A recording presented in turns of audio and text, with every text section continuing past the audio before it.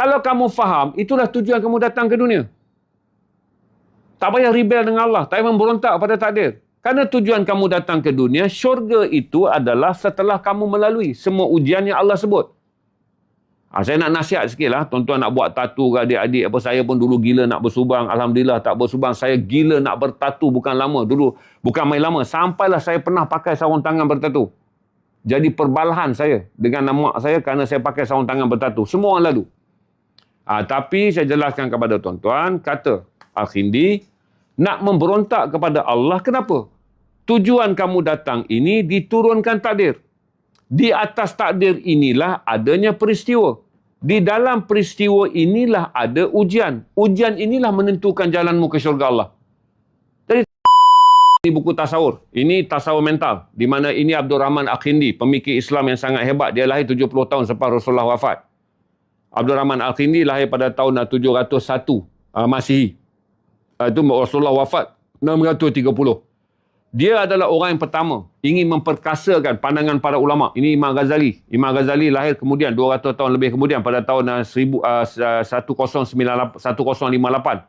Wafat 1111. Jadi julat masa mereka 200 lebih tahun. Al-Khindi, Abdul Rahman Al-Khindi lebih nampak bahawa perkara yang kurang ditekankan adalah pada struktur berfikir. Di mana kata dia ada dua peristiwa yang mana orang Islam akan menjadi lebih terlewat. Iaitu pertama, kamu nak pilih redha dan kemudian kamu nak pilih tabahlah. Kamu nak pilih sabar. Kata dia yang lebih pertama kena tanam adalah kefahaman kognitif. Faham dulu. Maka dia mengajar kefahaman kognitif iaitu kenapa manusia jatuh pada titik kesedihan. Satu adalah apabila dia kehilangan benda yang dia sayang. Yang kedua, apabila dia tak dapat inginkan benda yang dia miliki. Dia tak dapat miliki benda yang dia inginkan. Ni dunia. Kata dia kenapa? Kerana bila tiap-tiap kali manusia gagal, kena pujuk. Redalah, tabahlah. Ini Allah uji kamu. Dia kata prevention tu jadi payah. Merawat tu jadi payah.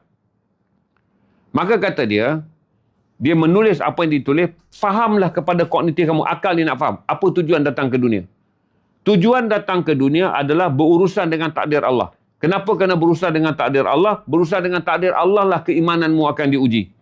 Kena faham tu dulu. Jadi tiap kali kalau kepada kamu datangnya kegagalan, ini bukan hukuman Allah.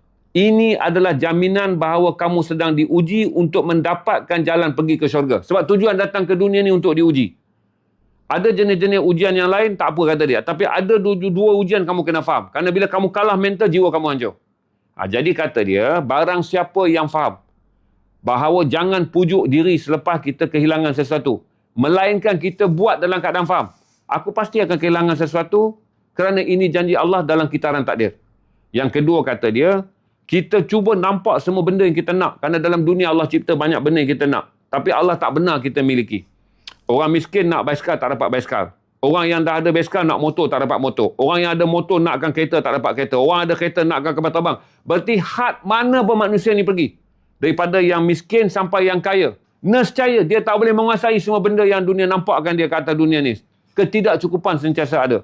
Jadi kata dia, yang basikal tadi tak dapat motor, yang motor tak dapat kereta, yang kereta tak dapat jet, yang dapat jet tak dapat apa. Saya tak tahu nak sebut lah. Rumah papan tak dapat rumah teres tak dapat rumah banglo tak dapat apartmen.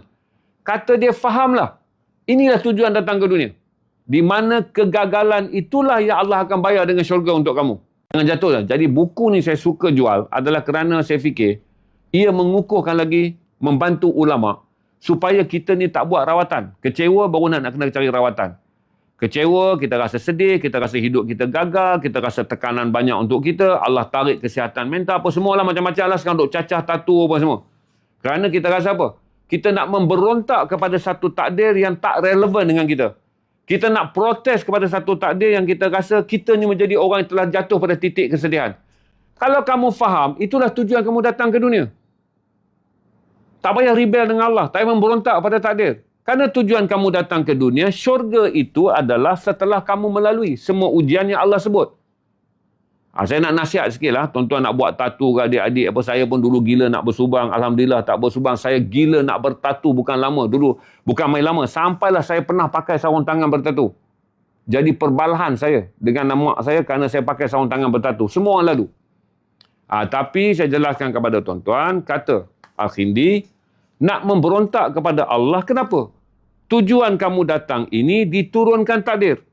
Di atas takdir inilah adanya peristiwa. Di dalam peristiwa inilah ada ujian. Ujian inilah menentukan jalanmu ke syurga Allah. Jadi tak ada bahagian yang nak disedihkan. Usaha, gagal, cuba lagi. Berjaya, jangan sombong. Datang satu ujian, Allah tarik balik, ada janji nak dibayar di akhirat. Maka ramai orang tidak faham bahawa perjalanan di dunia ini bukan total dunia. Dia bukankah kamu datang ke dunia ini untuk syurga Allah. Bagus saya cerita kat tuan-tuan tentang buku ni, sebab tu saya pilih untuk jual kerana dia buku kognitif yang sangat bagus. Saya lampirkan dia dengan 26 pesanan Imam Ghazali. Apa pesan Imam Ghazali? Kalau kamu banyak ibadah, kamu rasa diri kamu hebat. Macam mana kamu nak semak sama ada kamu ini benar-benar ibadahmu diterima Allah? Kata Imam Ghazali, semak sajalah. Kalau dalam diri kamu ada 26 perangai yang aku sebutkan dalam ini, berarti ibadah itu tidak melindungimu. Apa kata Imam Ghazali dalam pesan yang pertama? Apabila kamu buka mulut, kamu bercakap benda yang sia-sia. Yang kedua, apabila kamu melihat Allah lain mendapat nikmat, timbul hasad dengki. Berarti kamu adalah seorang yang tidak lindungi ibadah, tidak melindungi hati kamu. Yang kedua, yang ketiga kata dia, datang ke rahmat Allah, kamu bersyukur. Kamu datang sahaja rahmat Allah, kamu bersyukur. Datang ujian Allah, kamu mengut. Ini 3 daripada 26 pesan dia. Ini kitab Imam Ghazali tahun 1109. 2 tahun sebelum dia wafat. Kerana Imam Ghazali, Imam Syafi'i hidup tak lama. Imam Syafi'i usia dia 54. Imam Ghazali usia 53 dah kembali ke rahmatullah. Buku ni kemudiannya mempengaruhi seorang ulama yang masyhur sekarang. Nama dia Syekh Hamzah Yusof. Ni lahir 1058, ni 900 tahun kemudian dia lahir, 1958. Syekh Hamzah Yusof dilahirkan dalam keluarga Kristian. Mencari-cari agama yang boleh mendidik hati. Menolak Trinity. Umur dia 19 tahun pada tahun 79, Syekh Hamzah Yusof pun melafazkan kalimah syahadah. Dia lafaz kalimah syahadah, dia tidak berpuas hati setakat menjadi Muslim. Maka dia mencari guru. Dia pergi berguru di UAE, dia pergi berguru di Yaman dan dia pergi berguru di Qatar. Akhirnya tahun yang ke-6 sampai tahun ke-10 dia berada di Al-Azhar, berguru di Mekah, di Kahirah. Bila dia balik ke Amerika, dalamlah ilmu agama dia. Dia ambil degree dia kemudian menjadi seorang yang dipanggil sebagai scholar ataupun seorang ulama moden, seorang pemikir Islam. Imam Ghazali, Syekh Hamzah Yusof mula sedar. Dalam dunia barat, dalam dunia Islam, semua orang sangat ekstrim. Pada mentality, pada attitude, orang ekstrim pada professionalism, orang ekstrim pada etika. Yang kata dia, jalan-jalan fizikal untuk kamu kejar ni, kamu tak boleh capai. Selagi kamu tak ada jalan hati.